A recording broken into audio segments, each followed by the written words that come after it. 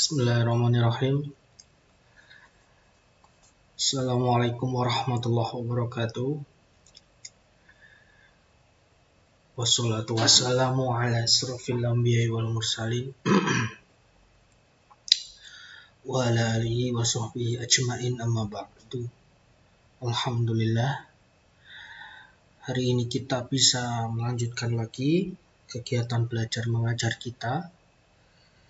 Sebuah nikmat dari Allah untuk bisa belajar sesuatu hal yang baru. Kita harus bisa mensyukuri segala bentuk nikmat yang sudah kita rasakan.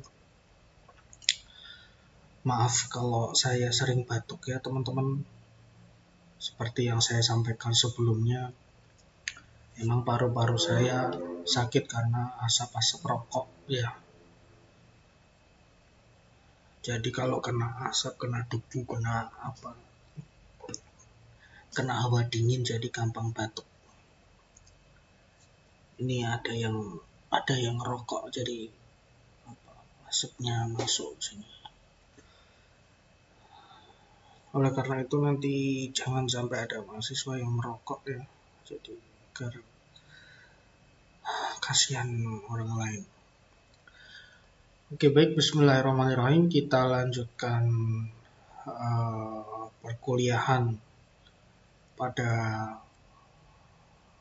pertemuan kali ini ya. Jadi hari ini saya ingin membahas sebuah lanjutan dari pertemuan sebelumnya, di mana sebelumnya saya sudah menjelaskan tentang format warna RGB. Hari ini saya akan memberikan contoh bagaimana format warna CMYK. Bagaimana format warna CMYK. Nah, sebelumnya kita intermezzo dulu. Jadi harus diingat bahwa setiap perkuliahan pada nirmana ini, teman-teman ya, nanti akan bisa diaplikasikan pada berbagai ilmu, bagai karya. Maksud saya berbagai karya. Nah, di sini misalkan pada film animasi. Nah, intermezzo dulu ya buat pemahaman tentang manfaat nirmana. Nah, saya akan coba play beberapa karya di sini. Ultimate Guide Trailer Fallacy. Nah, misalkan seperti ini.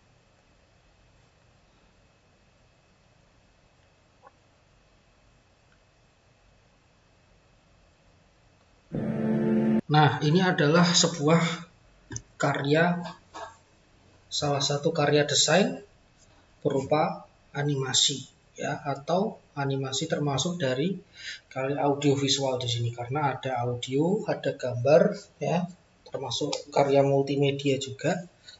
Nah, bagaimana kita menerapkan fungsi nirmana ya? Nah, nanti teman-teman akan bisa lebih dalam. Tapi ini intermezzo dulu, agar teman-teman nggak bosen dalam menghadapi berbagai teori. Kadang ada mahasiswa yang ngerasa jenuh dengan berbagai teori, tetapi saat dia diberitahu, oh nanti arahnya ke sini, nah nanti nggak jenuh lagi. Nah, misalkan layout ini, ya, nah seperti ini misalkan.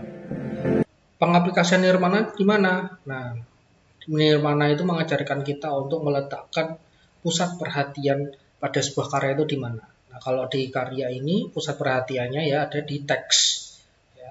Kalau di karya audiovisual termasuk film, otomatis untuk pusat perhatian langsung ditaruh di bagian tengah.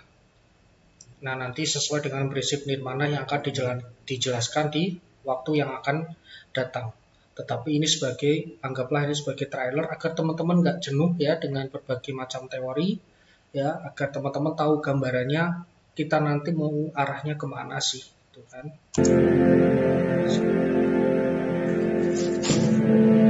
Ini saya nggak pakai AC ya teman-teman ya, sengaja AC. Kalau pakai AC nanti batok-batok.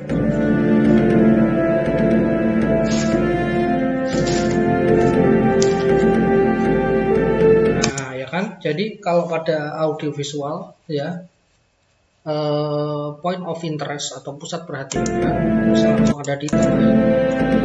Nah kalau ini gimana Pak? Ya, nah bisa dibagi dua, point of interestnya seimbang, balance antara kanan dan kiri. Nah terus pemilihan warna. Perhatikan karakter dan background. Pasti dia memiliki kontras warna yang berbeda, kekuatan warna, saya menyebutnya kekuatan warna yang berbeda. Nah, kalau misalkan backgroundnya warnanya biru, moodnya warnanya ungu, terus karakternya juga berwarna biru dan ungu, nah itu akan hilang kontrasnya, ya, paham ya? Jadi tidak ada point of interest di situ. Jadi pusat perhatian nanti lebih lanjut akan dijelaskan, bisa dibentuk melalui ukuran, bisa dibentuk melalui arah, bisa dibentuk dari warna atau ruang, ya. Nah, ini fungsi nirmana di sini. Pemilihan warna juga termasuk fungsi mempelajari ilmu nirmana. Kalau kalian tidak mempelajari ilmu nirmana, nanti teman-teman tidak akan bisa paham. Nah, seperti warna background di sini. Kenapa yang bagian depan lebih gelap dan di bagian belakang lebih terang atau lebih samar warnanya? Ya jelas saja, ya.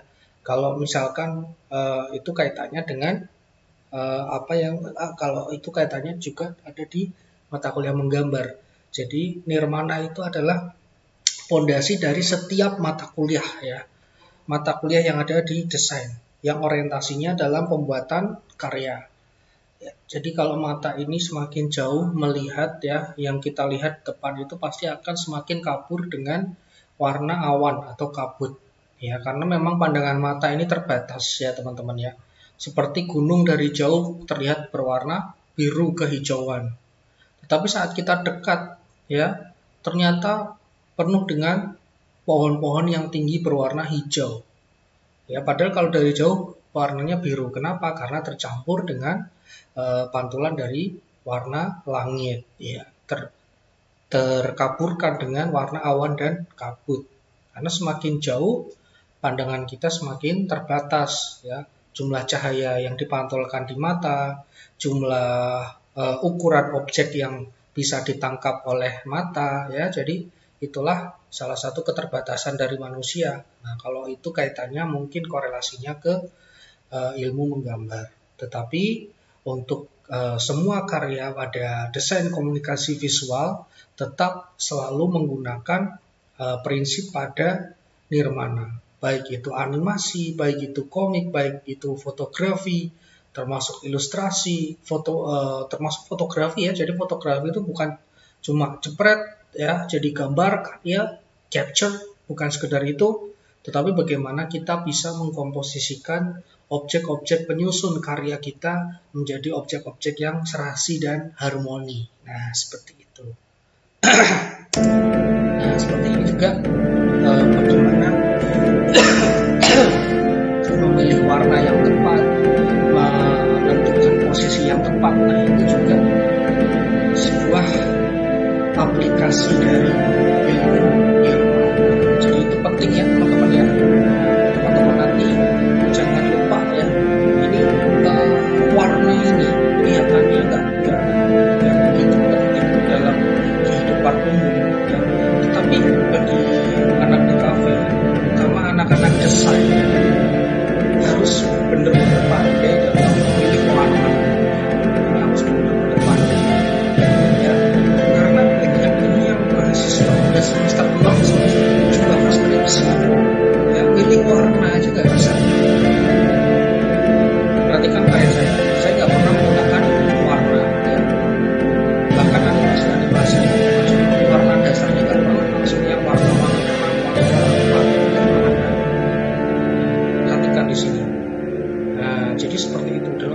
warna juga harus penting. Buat background dan sebagainya juga adalah sebuah aplikasi dari ilmu nirmana. Karena warna masuknya di mata kuliah nirmana. Nggak ada khusus mata kuliah warna, itu nggak ada. Kalaupun ada juga, itu pembahasannya juga bisa lebih mendalam, khusus tentang warna. Nah, nanti teman-teman bisa lebih mendalami bagaimana pemilihan warna. Oke, kembali lagi ke perkuliahan. Kali ini kita belajar tentang format warna CMYK. Apa itu warna CMYK? Kalau kemarin kita sudah belajar RGB, ya, model percampuran warna aditif. RGB, R adalah red, G adalah green, dan B adalah blue. Ya, jikalau dicampur semuanya dengan persentase yang sama akan menghasilkan warna putih. Nah, itu RGB. Merah dan hijau kalau campur menjadi dengan persentase yang sama warnanya kuning. Ya. Biru dan hijau dicampur menjadi biru muda atau ke arah nila. Ya. Biru dan merah dengan persentase yang sama akan tercampur menjadi warna ungu. Ya, dan semuanya kalau dicampur dengan persentase yang sama akan menghasilkan warna putih. Nah, seperti ini, ya. Kenapa kita harus peduli? Katakanlah Anda memiliki merek yang sangat khas dengan logo kuning cerah. Jika Anda memposting logo di Facebook, Twitter, atau website, ini misalnya studi kasus ya, Anda tidak menggunakan proses warna yang benar, logo Anda akan tampak buram, bukan kuning cerah. Itu sebabnya ketika bekerja dengan file untuk layar apapun, gunakan RGB, bukan CMYK. Nah, jadi kalau kita RGB, orientasinya saat kita mengerjakan proyek-proyek yang ada di desktop, ya, di desktop. Nah, tetapi kadang kalau format warna yang ada di pensil warna, krayon, biasanya secara tidak sadar kita sudah menggunakan format CMYK atau dalam percetakan. Nah, kita baca dulu, nanti kita bedah satu persatu bagaimana itu CMYK dan pengaplikasiannya seperti apa, ya. Nah, di sini ada, ini GIF ya malahan ya.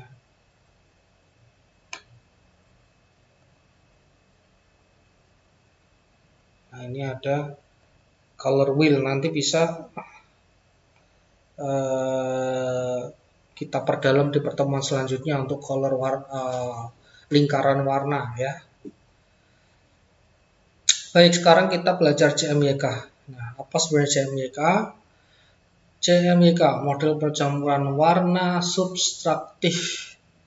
Setiap warna yang Anda lihat pada permukaan fisik, kertas, papan nama, kemasan, dan lain-lain, menggunakan model percampuran warna yang subtraktif. Kebanyakan orang lebih mengenal model warna ini karena itulah yang kita pelajari di TK ketika mencampur cat air. Nah, benar kan? Kalau kita menggunakan pensil warna, cat poster, terus krayon, sebenarnya itu otomatis adalah komposisi dari CMYK. Nah, itu maksudnya seperti apa? Nah, kita lanjutkan dulu. Dalam hal ini, subtraktif hanya merujuk pada fakta bahwa Anda mengurangi atau subtrak cahaya dari kertas dengan menambahkan lebih banyak warna di atasnya. Nah, di mana CMYK itu komposisi dasarnya warnanya adalah C. Ini bukan biru ya, sian, warna sian. Jadi warna itu banyak banget ya teman-teman ya. Yang mungkin kalian anggap biru itu namanya sian. Terus M itu apa? Ini bukan pink ya, magenta ya, magenta. Sian, magenta, K-nya apa? Black, hitam.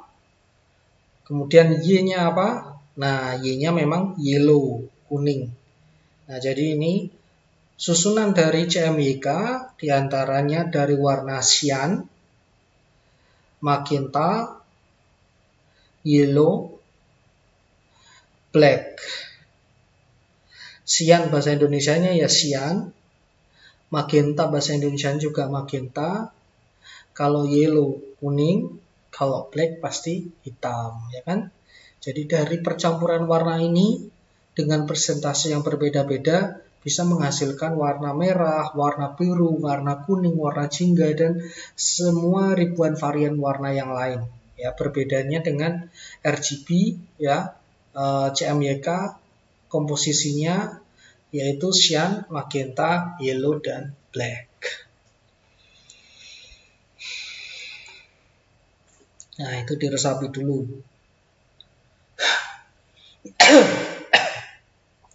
Kemudian percampuran warna subtraktif hampir seperti percampuran cat yang kita lakukan di TK atau SD.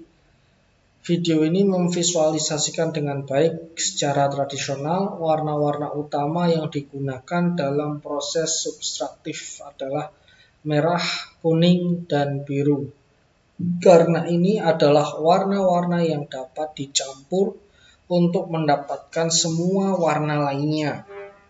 Ketika percetakan warna muncul, warna-warna itu kemudian diganti dengan cyan, magenta, yellow, dan hitam. Karena kombinasi warna ini memungkinkan printer di sini berarti alat cetak ya, bukan cuma printer kecil buat cetak kertas, bukan ya teman-teman ya, memungkinkan printer untuk menghasilkan variasi warna yang lebih luas di atas kertas. Nah, di sini nanti kita tonton videonya bagaimana sebenarnya sistematika kerja warna CMYK. Nah, tetapi kita bedah dulu ya teorinya, kita lanjut dulu sebelum kita lihat videonya. Oke, saya pause dulu ya. Nah, saya pause dulu. Baik, kenapa kita harus peduli? Anda telah memutuskan untuk mencetak brosur penuh warna. Nah, ini misalkan ya, jika Anda menginvestasikan semua uang itu untuk pemasaran Anda, percetakan tidak murah ya. Anda pasti berharap printer Anda akan mendapatkan warna yang benar-benar sesuai.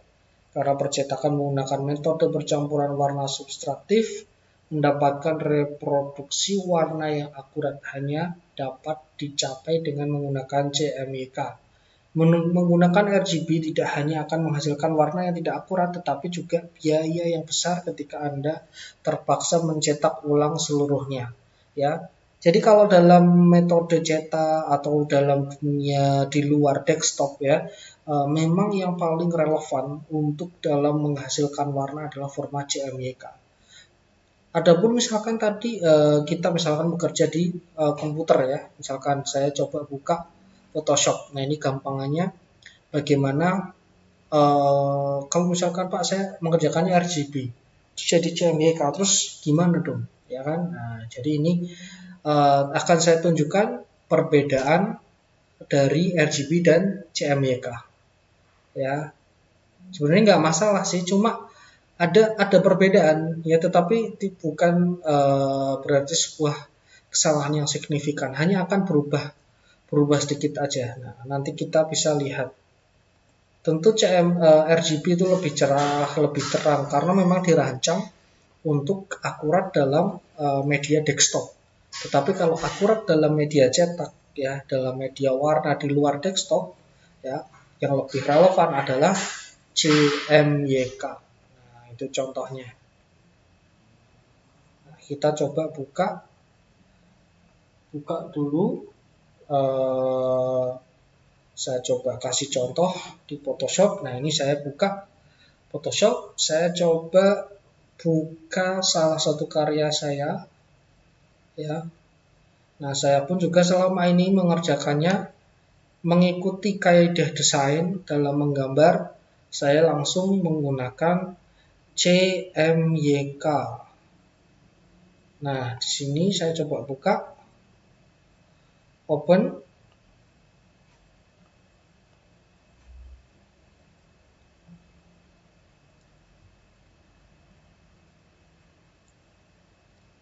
Saya cari ilustrasi yang lebih kompleks ya, misalkan seperti ini. Bismillah. Nah, misalkan ini. Nah, modenya, nah ini RGB ya kan. Nah, kalau di Photoshop, kalau teman-teman buka Photoshop, di sini ada image, mode, ada RGB, ada CMYK. Nah, ini yang menjadi patokan format warnanya. Nah, ini asalnya RGB, ya kan? Ini RGB. Salah satu ciri-cirinya memang warnanya lebih cerah dan menyala ya. Nah, sekarang coba kita ubah menjadi CMYK. Oke. Nah, akan tampak sedikit perbedaan ya. Yang ini RGB, kemudian yang ini CMYK. Ya. Nah, hampir serupa tetapi berbeda ya. Jadi ada mungkin kalau dalam komposisinya sama ya, warnanya nggak berubah ya, seperti misalkan di bagian pink ini ya. Tetapi semuanya tuh sebenarnya semuanya berubah teman-teman ya. Tetapi mungkin kalau warna biru yang cerah seperti ini yang RGB ya, nah dia akan lebih menyesuaikan komposisi CMYK-nya. Nah, oleh karena itu warnanya akan sedikit berubah. Ya, saya akan coba copy paste ya untuk membedakan warna CMYK dan ya gini aja deh ya. Nah, tadi gini aja deh, nggak apa-apa.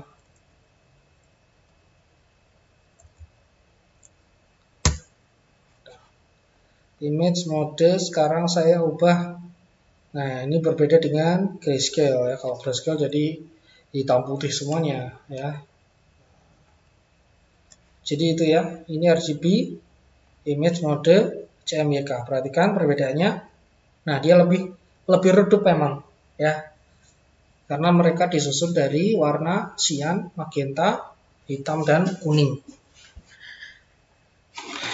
Oke, gitu ya. Itu aja sih sebenarnya perbedaannya. Kalau RGB fungsinya untuk operasi di desktop ya, project desktop.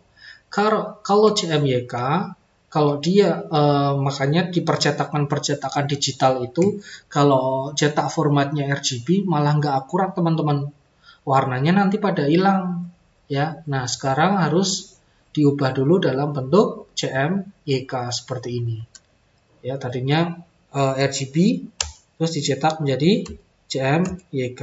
Nah, itu kan nggak jauh berbeda ya, nggak masalah sih ya. Nah, gitu ya, bisa dipahami ya. Nah, sekarang kita coba lihat videonya. Here's a cyan filter, one of our subtractive primaries, up against a glass door. I'm going to now place a yellow filter so that it partially overlaps the cyan filter. The overlap gives us green. Finally, I have magenta as the third primary, and as I cover the blue is cyan, I get a real deep blue. And when I cover the yellow, I get a red. When all three overlap, we get black.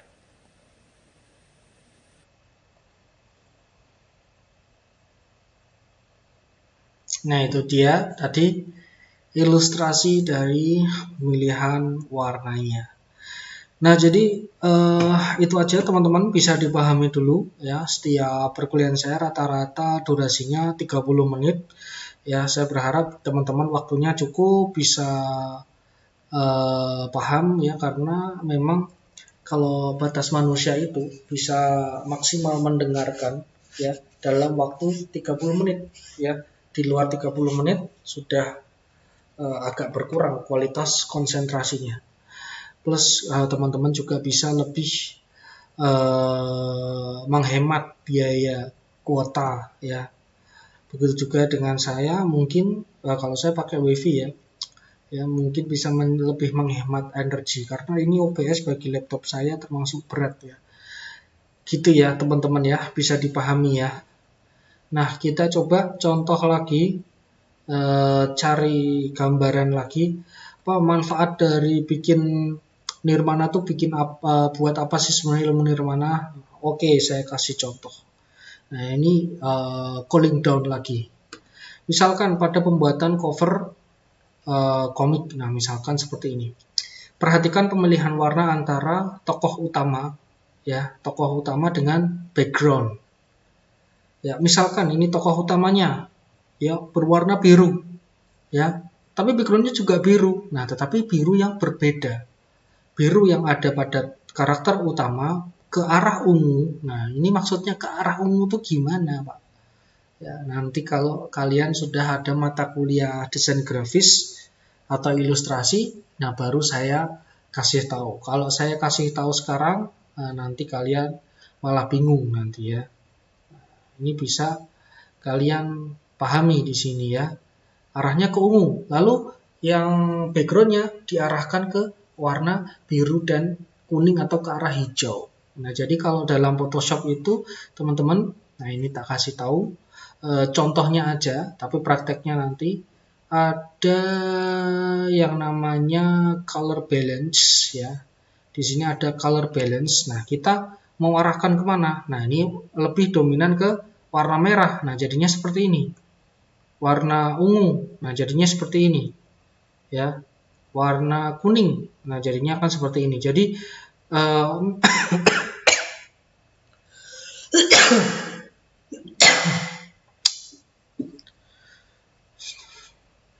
nah, jadi yang saya maksud mengarahkan ke arah mana, kita menambahkan persentase warna yang kita pilih. Ya, kita tambahkan persentase warna kuning, sehingga menjadi warna seperti ini. Persentase warna hijaunya, nah jadi seperti ini. Persentase warna sian, nah, menjadi seperti ini. Lalu kalau digabung, persentase warna sian dan biru, ya sekaligus, nah jadinya seperti ini. Jadi tergantung kebutuhan teman-teman ya. Jadi nanti kalau di luar nirmana, nanti saat ada mata kuliah ilustrasi, jadi background ya atau bukan background tapi karya, kita akan membuat mood warna itu ke arah mana, warna panas atau warna dingin ya. Warna panas atau warna dingin. Kalau warna panas ya arahkan ke warna merah kuning, tuh kan beda kan moodnya ya. Kalau warna dingin ya arahkan ke warna biru, ke warna sian atau ke warna ungu. Nah, jadi warna dingin ya kan. Nah, jadi warna panas dan dingin itu gampang membedakannya. Kalau panas itu berarti mungkin yang suasananya siang hari, sore hari atau dekat kobaran api ya. Kalau dingin itu mungkin pagi hari, malam hari ya, yang mungkin di mana cahaya itu semakin sedikit menerangi. Nah, warna panas itu berarti yang banyak melibatkan cahaya matahari mungkin ya. Ya, cahaya matahari biasanya. Oke, jadi seperti itu aja teman-teman prakteknya hari ini ya. Belum ada tugas ya, tetapi tugas merangkum selalu tetap berjalan setiap pertemuan. Nah, saya rasa itu aja. Semoga ilmunya bermanfaat ya. Silakan kalau misalkan teman-teman nanti mau ada pertanyaan, forum tanya jawab berlangsung di forum WhatsApp ya.